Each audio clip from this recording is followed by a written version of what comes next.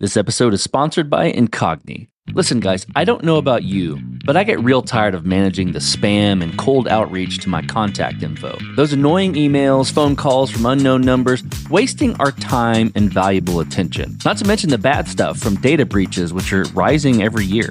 To top it off, data brokers out there harvest our information and sell it to people who intend to spam you and scam you. So what do we do about it? Well, I use Incogni. I signed up to use the platform, and within 30 minutes, hundreds of requests have been sent and completed, removing my data from the public view. Incogni tracks down and removes your personal data from online directories, people search sites, and commercial databases.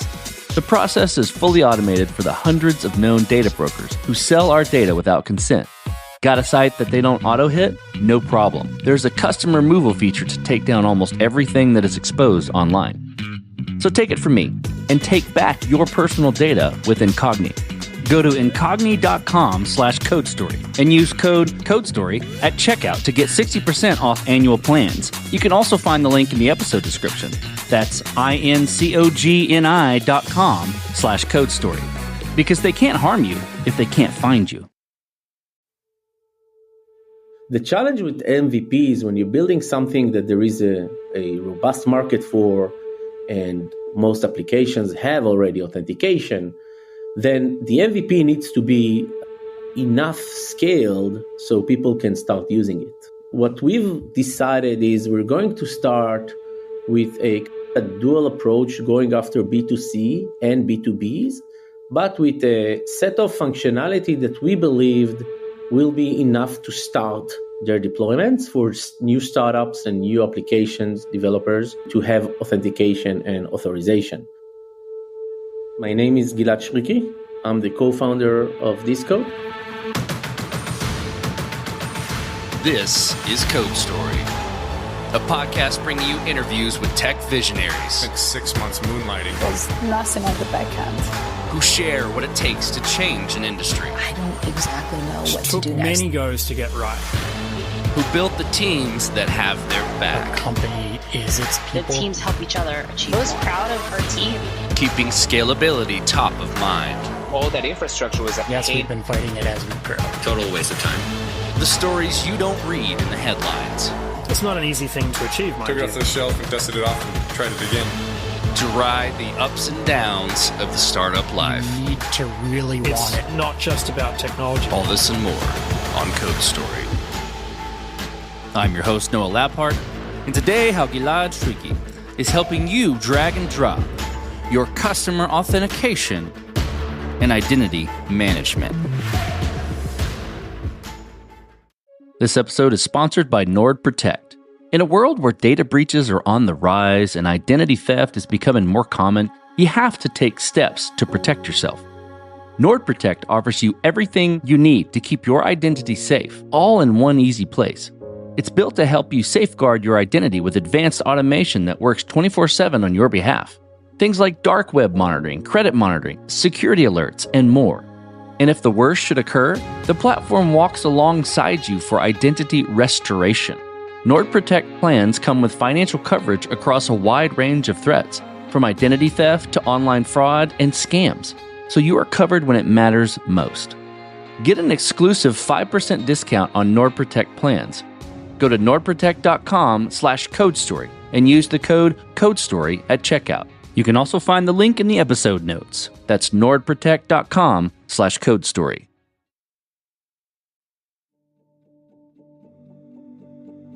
Gilad Shriki was born and raised in Israel. He loves the outdoors and loves to travel. Skiing is a passion of his, and he loves to explore new places in the winter, mentioning that Whistler was his most recent favorite. He started digging tech very early, and his hobbies center around it as well. He loves building things in home automation, like building microcontrollers that detect temperature or relays that turn the lights on and off. Gilad has known his current founding team for many, many years, and their last product was bought by Palo Alto Networks. When looking at what was the next big problem to solve, they dug into authentication and figured out that this was still a major problem in the ecosystem for developers and from the standpoint of cybersecurity. This is the creation story of Descope.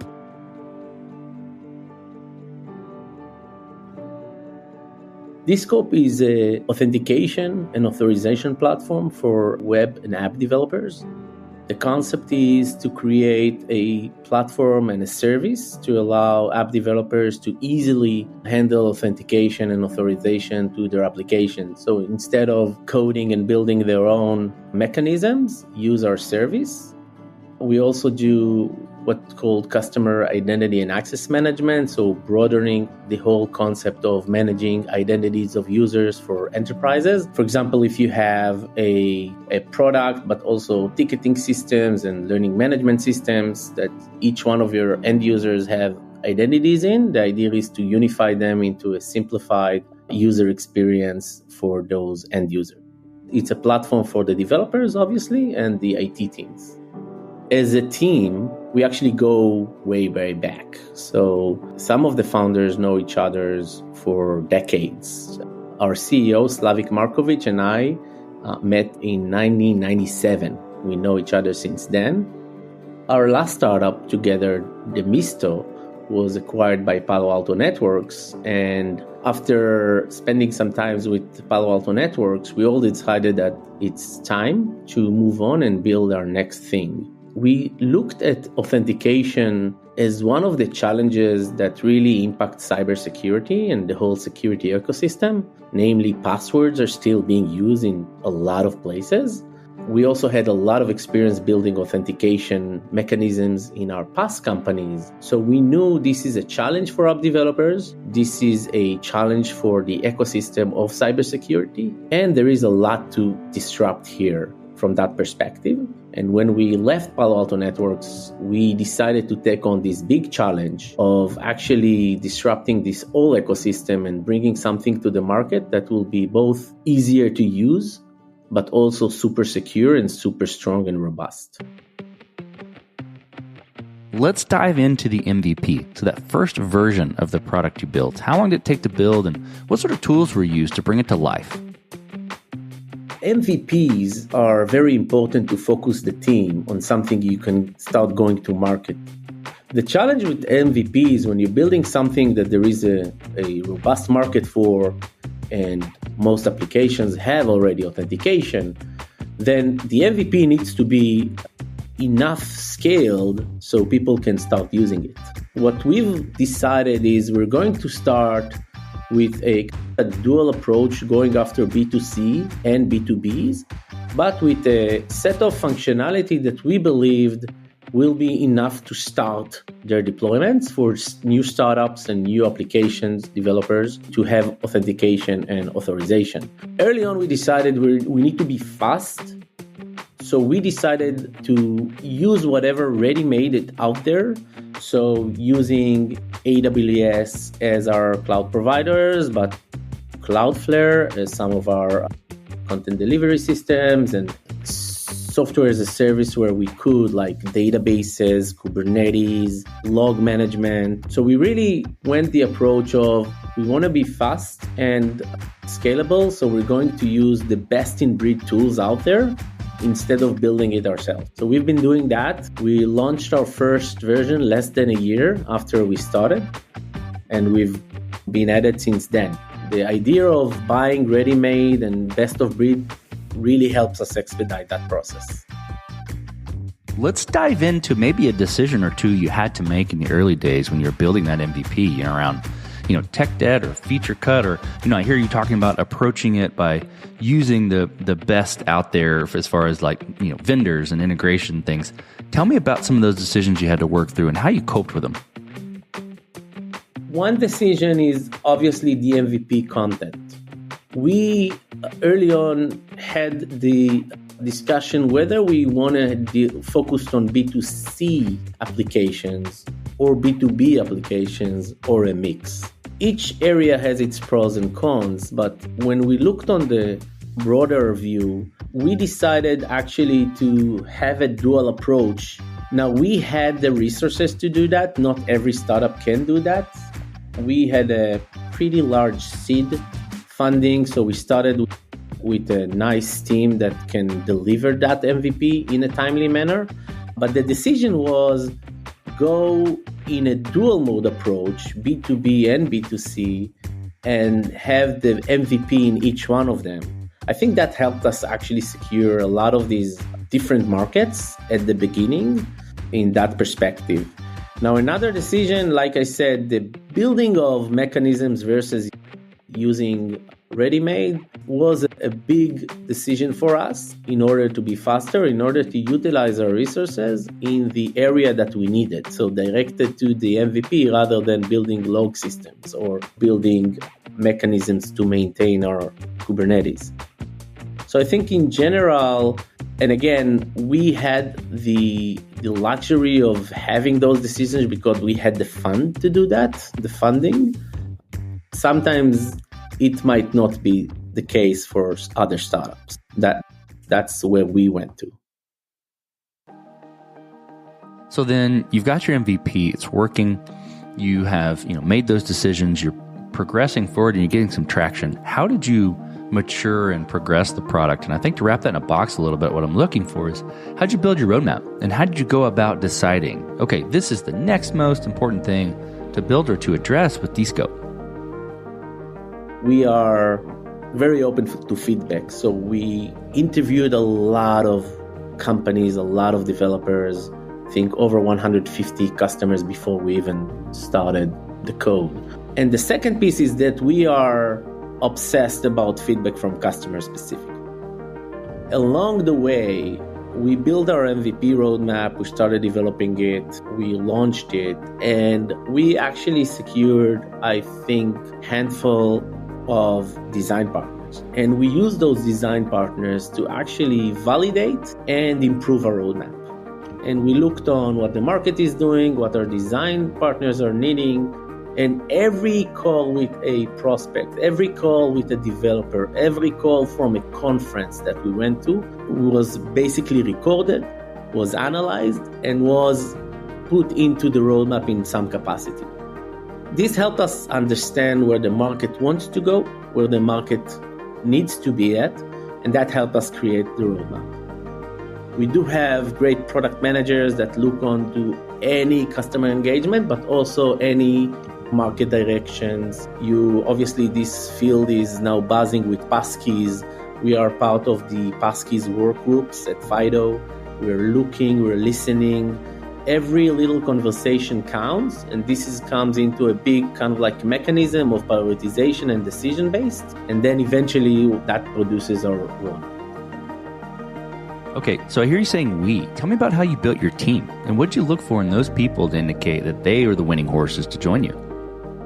We are a bit unusual here. We are 8 co-founders. Yeah, you heard me right, 8. And again, these are more of a friends, right? So we know each other for decades. We work together. Each one of us know exactly what they're good at, what their quirks. When I say we, basically it's the royal we of this team, which we know each other for so long. And by the looks of each eyes, you know where they're going, where they're leaning. So that's the team. We started, like I said, the previous startup is where we all came together. And now we just decided to go and build a new thing together again. The team is bigger than that 8. The team has a lot of other great people that we picked up along the way. I'm happy to say that a lot of the team, we know them from previous companies or somebody else knows them from past life. And I think this is a great way to build a team with trust. You build it around the culture that you want it to be, around the atmosphere and the environment you want the company to live in. So I can say 90% of the team is somebody knows somebody or we know them. And that has been a great way to build this team for us. And it's working really well. It actually worked, again, it worked before and that's why we continue with it, with that approach. This will be interesting given what you've built, but I'm curious about scalability. So did you build this to scale or with scale in mind from the very beginning, or have you been fighting this as you grow and gain traction in any sort of capacity?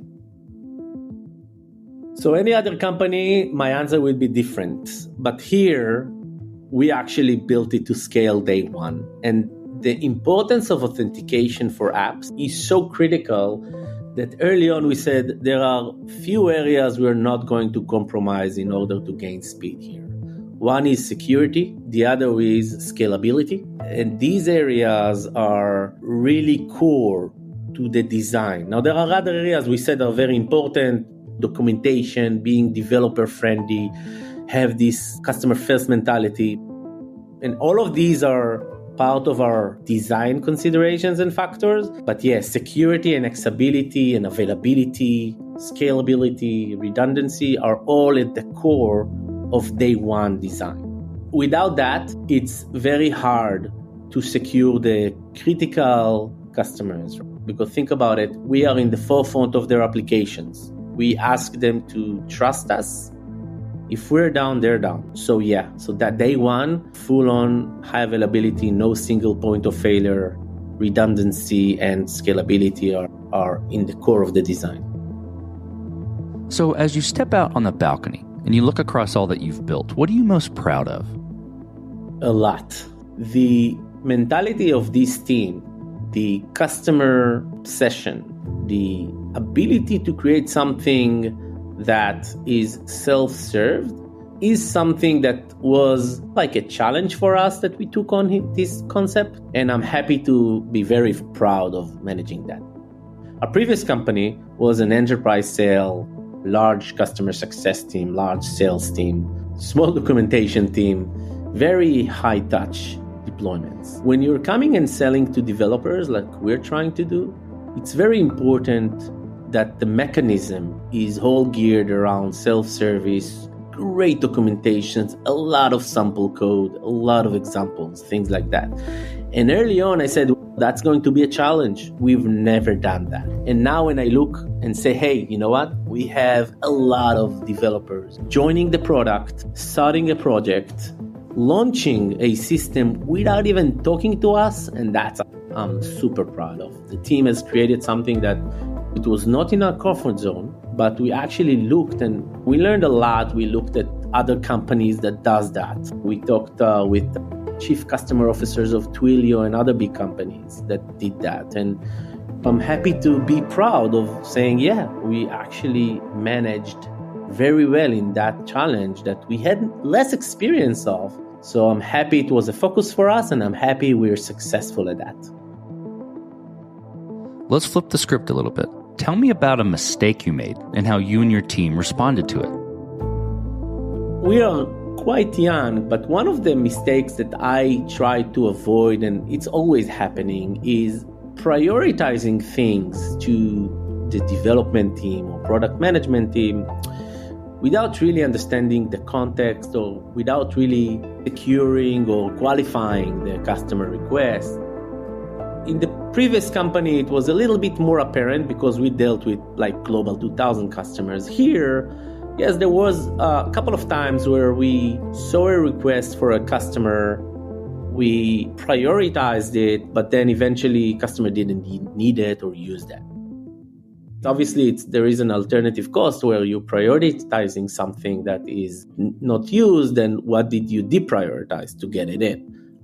I think this is something we always keep our eyes on, but we had that incident where we asked something to be prioritized, and then eventually it wasn't even used, and it might have been creating some unneeded noise in the team, and eventually the deprioritizing of something else. How we dealt with it? We're learning. We're always learning. Listen, this is one mistake. I'm sure we'll do more of those or more of others, but the idea is to learn from these mistakes and to make sure you actually come out of them a little bit better in handling them, a little bit better in avoiding them.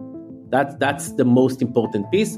We're doing a lot of post-mortem activities and retrospectives about almost everything that didn't go 100% well. Even to some things that are going very well, we do retrospective just to learn what we did good. But the things where you're very good learning on is where you fail, where you do mistakes. And I think what we're using those incidents or scenarios is to learn and improve.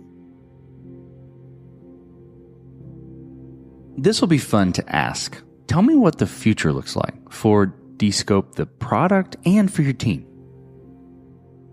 My view or my hopes is As we progress around this whole customer identity and access management, as we grow the concept of what we call the identity broker, where you have one identity.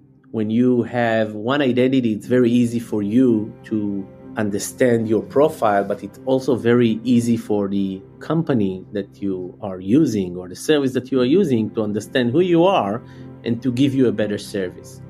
As our roadmap progressed, we have the entire B2B vector to improve, and we're working a lot around that. We're going to improve the ability of enterprises to understand who they're working with, to unify the identities of the users, and eventually give better user experience for their customers.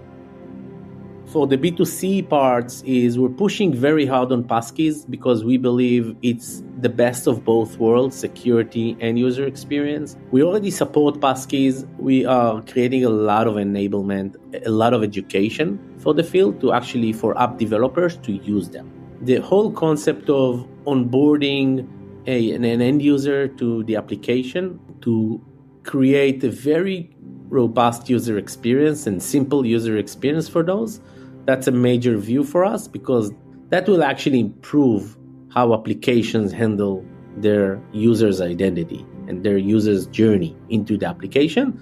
That is a major building block for our product. We already have a big offering around that, and we're going to improve it dramatically. As the one responsible for the DevRel, developer success, and all the services, my aim, and I always tell it to our CEO, I want you to make me out of a job. Meaning, I want you to create the best intuitive, the best easy, and the best reliable product so nobody will need to talk with us. I'm focusing on the collateral, on the the collateral and content to assist the developers without talking to us. Now, it's not that I don't like talking with them, but I like them to be successful on their own. That will help me have a very small scale team. And that is honestly a dream of mine. Managing 3-digit number teams in the previous company. Here, I really want to make it robust in the sense of there is the product, there is the documentation, and there is a lot of automations around it. So we don't need 100 people to assist customers. If we need to, we will, but I'm trying not to. Let's switch to you, Gilad. Who influences the way that you work? Name a person or many persons or something you look up to and why. When I look at the ecosystem and when I look on what am I looking for, there's few companies that I really follow. Now, it's their leadership, obviously, that's causing, but I never get hung on names. But I do look on different companies as examples of things that I am respecting and I am impressed by. It's maybe a cliche, but I'm looking on Netflix as a pivoting company. 15 years ago, I was one of the subscribers of Netflix that would get CDs over in the mail. Now people can say, how old am I? But the way this company went, I am impressed, really, because I was there in those milestones of sending CDs, then starting a small on-demand viewing online and to where they are today of content generation and everything. So that is something that I'm impressed with. And I always look, how companies need to pivot and what happens if they don't, if you give the contrast of Blockbuster. I really look up on Twilio and how they build a collateral and their developer-facing mechanisms. I'm always looking into examples and what they do in that perspective, events, documentation, sample codes, publications. This is something too that I'm impressed with, and I'm always keen on learning more in this area because, again, for us it was a new thing and we are always looking to learn from it. So these are the companies that I like tracking. Obviously, I'm a big Apple guy, and the thing that I like about it outside of the user experience is ecosystem plays. Apple is not doing anything without a big ecosystem move, and that is also something that we look here. I think any product you launch, you need to look on, how does it impact the ecosystem, not only the users? And I think Apple is doing a great job there. Last question, Gilad. So you're getting on a plane. and you're sitting next to a young entrepreneur who's built the next big thing. They're jazzed about it. They can't wait to show it off to the world. Can't wait to show it off to you right there on the plane. What advice do you give that person, having gone down this road a bit with your 8 other founders? Yeah. So I think it goes to that perspective of first, surround yourself with people you trust. Whatever you do, the team is, I think, one of the more important things that will decide if you're successful or not. You need to bring people that are passionate like you, excited about what you guys are building, and that are willing to do whatever it takes. Now, look, we are 8 co-founders. More than half of us are still writing code, right? And all of us are doing what it takes. We're taking customer calls, we're taking sales calls, we're writing code. I think number one is the team, and the most important is a team that you can work with, you can trust, and people that are willing to do whatever it takes. That's number one. Number two, pace yourself. I think there is a big roller coaster coming toward you. Set achievable milestones. Set things that you know you can take. It is important to achieve milestones at the beginning, because if you set up too high of targets that you're going to miss, it impacts morale a bit, it impacts encouragement a bit. Overachieving a slightly lower objectives is better than missing higher targets. That's my belief. I think this is important to do.